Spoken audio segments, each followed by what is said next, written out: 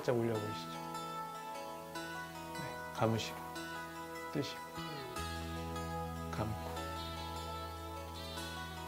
떠보세요.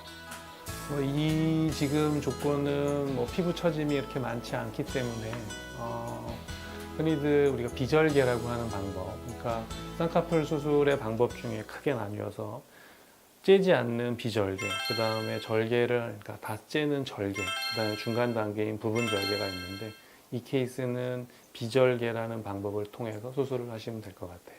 근데 이제 지금 조건에서는 지금도 본인이 이제 서클 렌즈를 끼고 있는데 서클 렌즈를 끼고 있는 목적이 대부분 비슷한 게 이제 눈이 커 보이려고, 눈동자가 커 보이려고 그걸 끼는데 그런 효과를 기대하려고 하면 이제 눈 뜨는 근육들, 안쪽에 있는 눈 뜨는 근육을 조금 더 힘을 좋게 해주는 수술이 눈매 교정이라는 수술이거든요. 그래서 지금 정확히 표현을 하면 비절개로 눈매 교정을 하면서 수술을 하면 될 것 같습니다.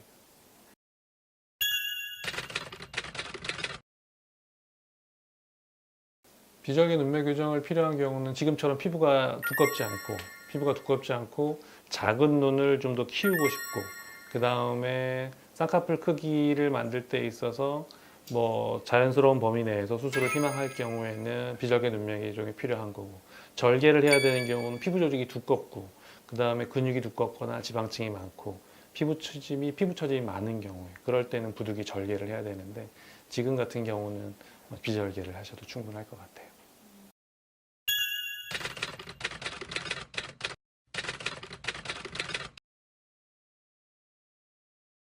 그러니까 비절개 눈매 교정을 수술을 할 때 흔히들 이제 질문하는 것들 중에 자연유착법과 비절개법의 차이가 무엇인가요? 라고 물어보는데 큰 틀에서는 거의 같은 개념이고요. 자연유착이라고 하는 거는 과거에는 이제 안쪽에서 우리가 눈 뜨는 근육에 흉 조직을 만들기 위해서 일부 결손을 시켜서 거기에 흉을 강제로 만들어서 실외 고정을 없이 흉을 만들어서 고정을 하기도 했었는데요.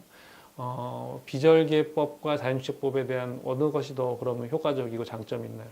둘 다 좋은 방법이고요. 자연유착법이라고 해서 특별하게 더 나은 방법인 게 아니라 비절개와 자연유착은 거의 흡사한 얘기다라고 하는 거고, 비절개법에 대해서 구체적으로 더 말하면 서형수술용 제일 가느다란 실을 이용해서 고정을 하는 거고, 자연유착도 이외에 변형돼서 이렇게 하는 분들도 계시지만 실질적으로 흉터를 만들어서 하는 경우들도 있고 하긴 하지만 두 가지에서 큰 차이는 없다라고 보시는 게 맞습니다.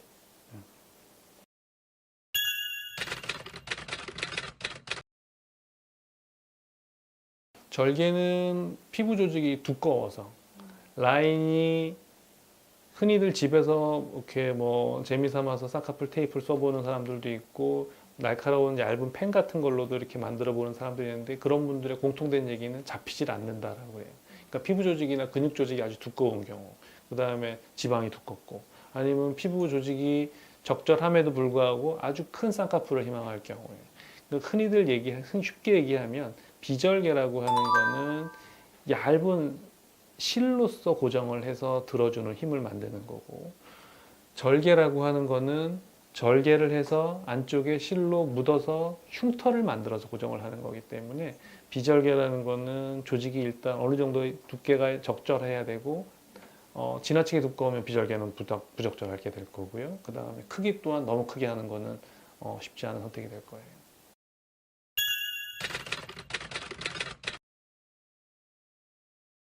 대부분 이제 눈이 커지려고 하는 분들이 이제 그걸 택하게 되는데요.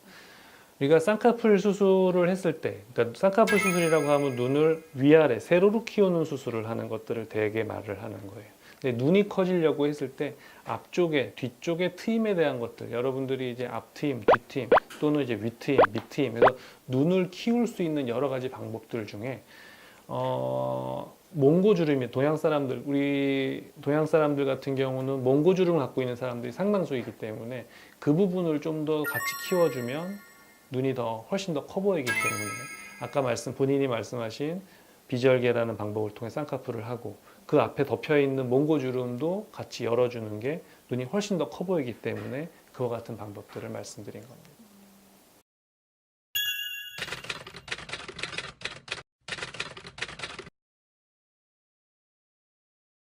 그러니까 쌍꺼풀 테이프 같은 거를 쓰는 분들이 있는데 쌍꺼풀 테이프 같은 거를 써서 피부 조직을 두껍게 그러니까 쉽게 설명을 하면 뭐 고등학교 1학년 정도의 그 대학교 가는 언니를 따라와서 상담을 받고 그때 조건은 충분히 피부 조직이 얇아서 비절개로 수술을 할 수 있는 조건이었는데 이 아이가 이제 몇 해가 지나서 대학 갈 때쯤 돼서 수술을 직접 하러 왔는데 전혀 다른 조건이 돼서 왔어요.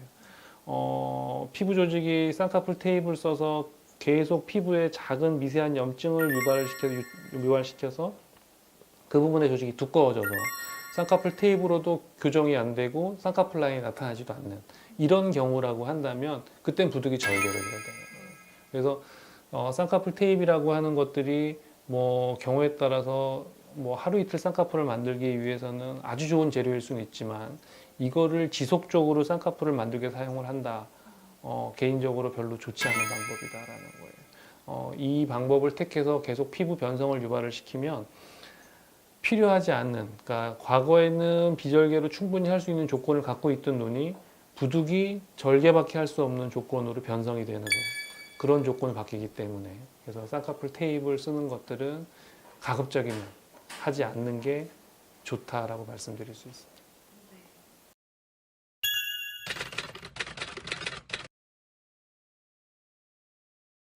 이 수술 자체는 뭐 크게 살짝 부었다 가라는 정도이기 때문에 회복 기간에 문제가 되는 수술들은 아니에요. 그러니까 쉽게 표현하면 성형 수술을 하는 데 있어서 이보다 짧은 회복 기간을 갖고 있는 수술은 없다라고 쉽게 설명할 수 있어요. 그래서 뭐 한 2, 3일, 3, 4일 정도면 일상생활 복귀하는데 뭐 크게 큰 지장을 초래하거나 하지는 않습니다. 수술 시간은 어느 정도? 수술 시간 자체는 뭐 30분 내외로 끝나게 되는 수술이에요.